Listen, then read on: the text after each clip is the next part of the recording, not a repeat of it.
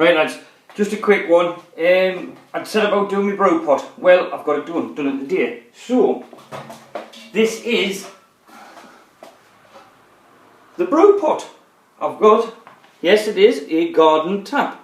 All brass fitting, it'll do for me.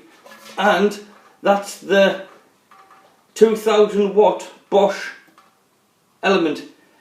I've had loads of trouble doing this today. I mean, it's just been a nightmare. I bought some step drills. I know you're going to get what you paid for. So, I didn't buy the cheapest. I didn't buy the most expensive either. They were crap.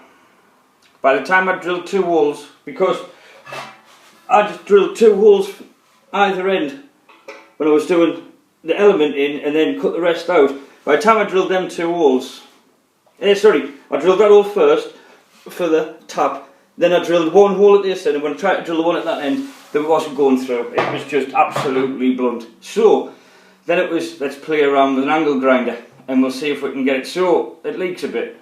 Just a little bit. But I've tightened it down as far as I dare at the moment, and I'm going to get a bit of silicone sealer, and and that should just stop it from leaking. I also think where I've put the piece of copper pipe through, there's a hole in the back of the element where you would normally have a probe.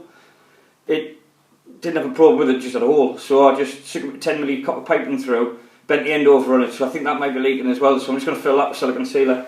But it doesn't leak a lot, you understand, like a sieve, but it does leak a little bit. So yeah, so that's it, that's the brew in a pot. What I am going to do though, is where I've cut the lid off, because the edges they're not too jagged, but they are a little bit, and obviously that will fall in.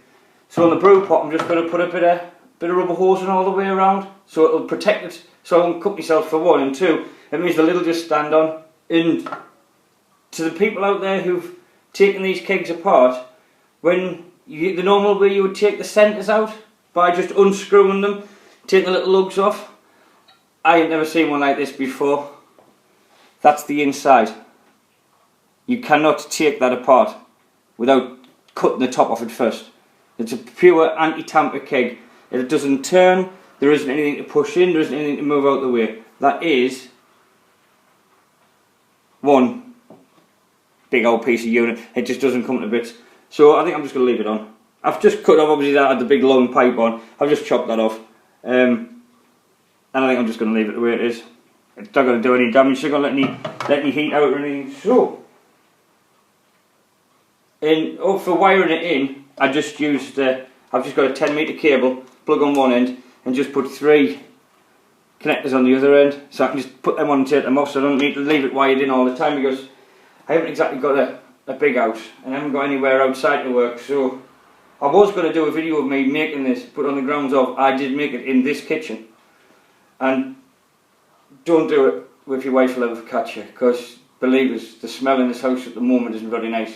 Anybody using an angle grinder in any confined space will realise that it's a bit of a burning smell.